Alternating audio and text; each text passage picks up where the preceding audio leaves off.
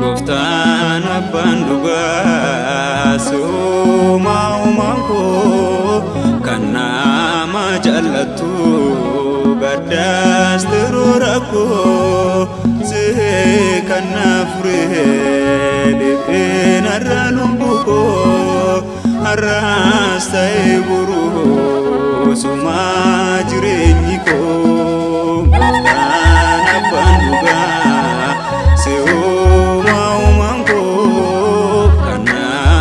jaallattu gaddaas tiruu rakkoo si kan na fure dhipheen har'a lubbuu koo har'aas ta'ee boruu sumaa jireenyi koo.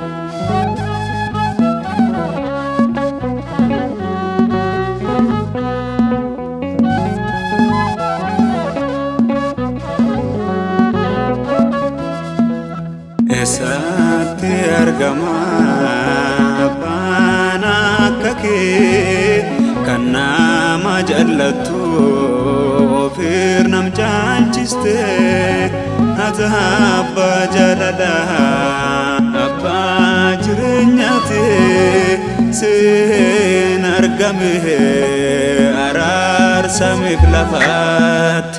Goftaan abbaan dhugaa si uumaan koo kan nama jaallattu gaddaas tiruu rakkoo si kan na fure dhipheen har'a lubbuu koo har'aas ta'ee boruu sumaa jireenyi koo.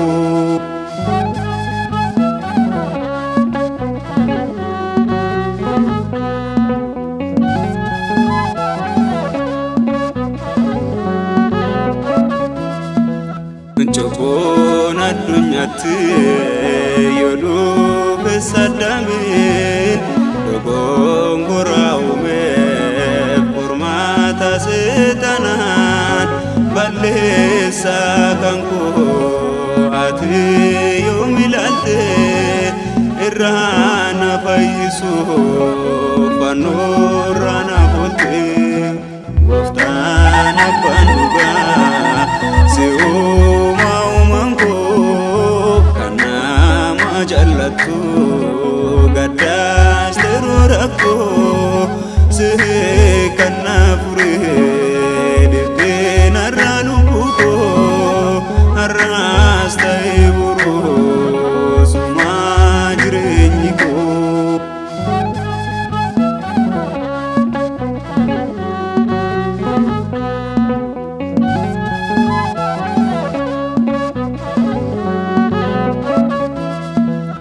Eenyuun lubbuu ofii dabarsee kan kennu ofii isaatiif du'ee kan hin fayyisu.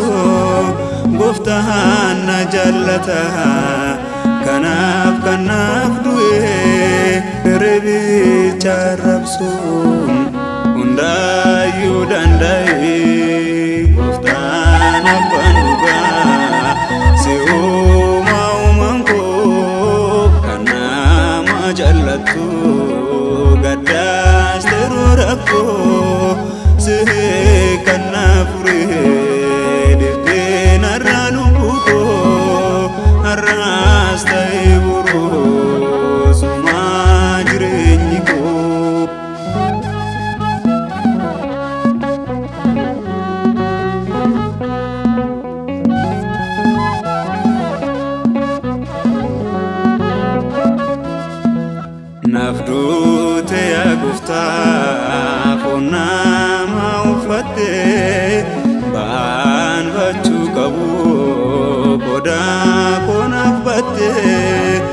falmaatna fulte an maalan deebisa ililcha galata hububan siflata gooftaan abbaan dhugaa si uumaan koo kan nama jaallattu gaddaas teroo rakkoo